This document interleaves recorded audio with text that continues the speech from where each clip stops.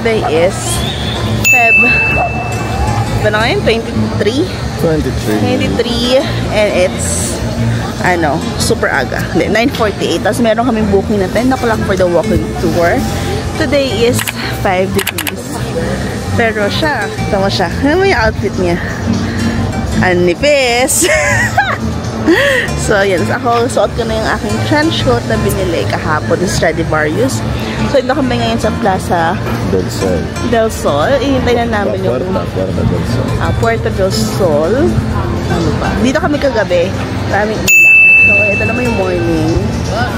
Yan. Pili namin yung walking tour ng 10 o'clock. And then after no, punta kami ng Palace of Madrid. Anong ganon.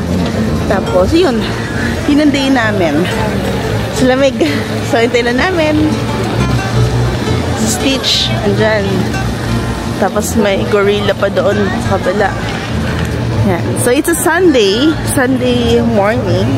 Medyo busy pa rin dito kahit Sunday morning. Kasi nga, walang pasok. Tapos, sabi nga ni Alex, baka galing sa simbahan nito ba? Kahit always na may araw. Kasi lamig. Pa-araw lang kami. Kaya yun. Ay, nakakatawa rito.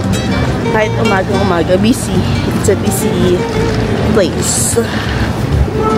And guys, we already bought our coffee.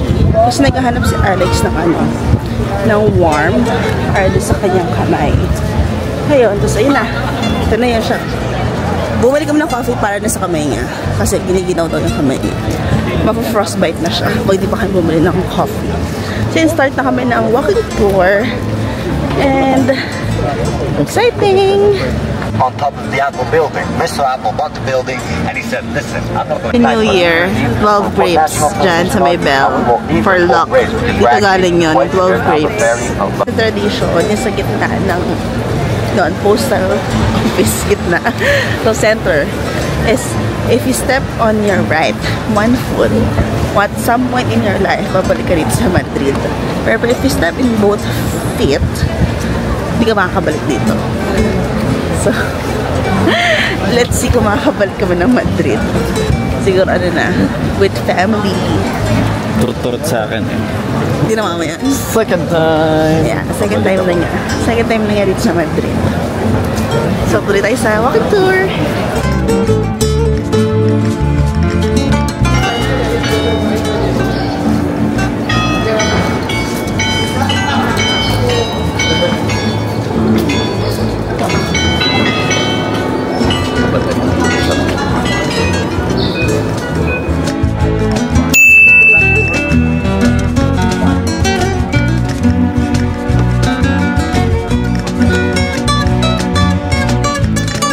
Toledo Street.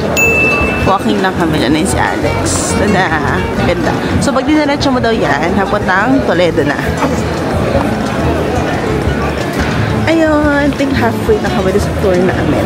Picture-picture lang din kami, konting explanation, nakakatawa. Kasi, na-enjoy ko rin yung walking tour. Dahil na yung mga nakuha namin is magagaling na tour guide.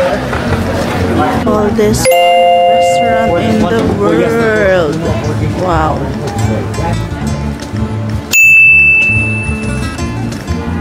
Wow, Mercado de San Miguel.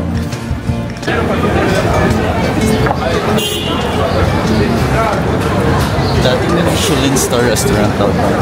Ah? May Michelin star. Really? So, pasok kami mamaya dyan.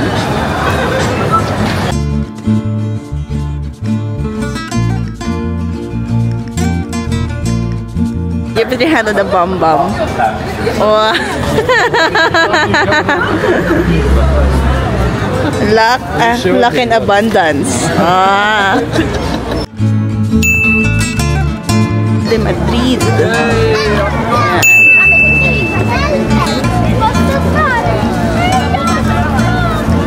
Mamaya may booking kami rin sa Palacio de Madrid after nito. Nag-book ako sa Klook. So, para may express entry na siya and entry ticket with tour. So, hopefully, maging okay din yung tour namin mamaya. Yung cathedral sa likod. Ganda ko na salsi. Yung huling king and queen dito. Hindi na kayo naririnig niyo ako. So, ngayon, titingin tayo dun sa viewing point.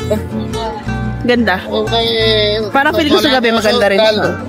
Ay, viewing point lang. Mamaya.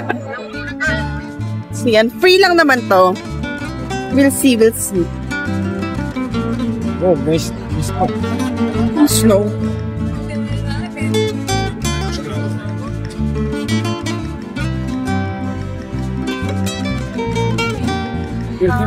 See.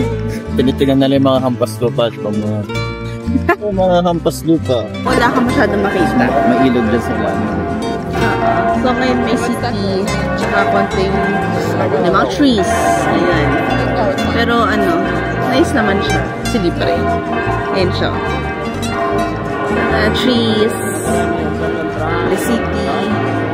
Isang haba ng pila dun sa ano, sa Royal Palace. Di ako sure kung may bayad yun. Pero kumuha kami sa kulok. Lagay ko yung price dyan sa screen. May free express pass ito. So, hindi kami pipila. We're done with our walking tour as usual. At the end of the tour, magbibigay ng tip. It depends on your satisfaction. So, hindi naman siya mandatory. And then, pwedeng credit card na ang payment. Hindi lang cash. Nag-upgrade na sila. Pero parang meron silang range na binibigay na usual for these kinds of walking tour kung magkano ang tipping. Ayun. So, nag-enjoy naman kami. So, nag-tip kami ng maganda-ganda naman. Then, nag-ask kami about sa Toledo.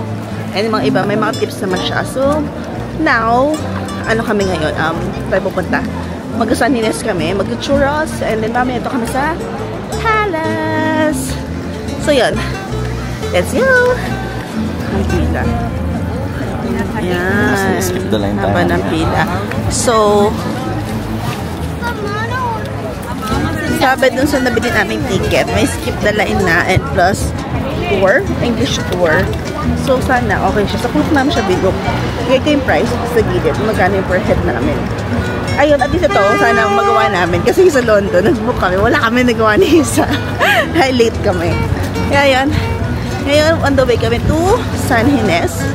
So, it's churrateria. So, it's one of the oldest churros. Let's go. We are here at San Ines. So, the oldest churros now here in Madrid. Hindi ko lang kung the whole world or basta Madrid. So, we ordered one big churros. So, this is softer daw and good for dipping. It costs 240. Then, churros is 240 as well. And then the chocolate is 350 isa. So, we ordered 2. Then, tinry namin yung both. Sana masarap siya. We'll see. Say. Pag itong ka, mas masarap. So, mas malaki. Mas soft nga siya. Parang siyang bread.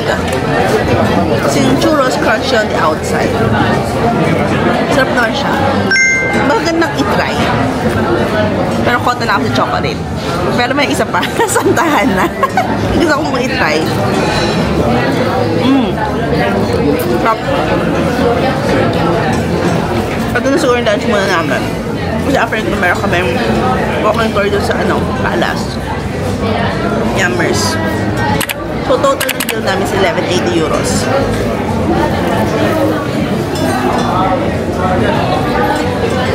It for now. Nag-ano kami, walking tour and then yung San Ines na churrateria. So, next naman namin na video is yung Palace tour. So, see you on our next video. Bye! Bye!